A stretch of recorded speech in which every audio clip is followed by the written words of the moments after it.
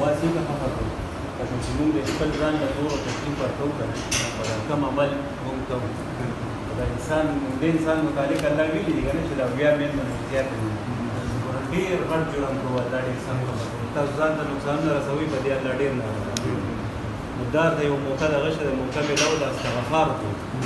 استغفار ووایو توبه وباسئ ځکه چې موږ هم دغه موږ هم دا دغه کوو موږ هم الله موږ هم دا څنګه نه وساتي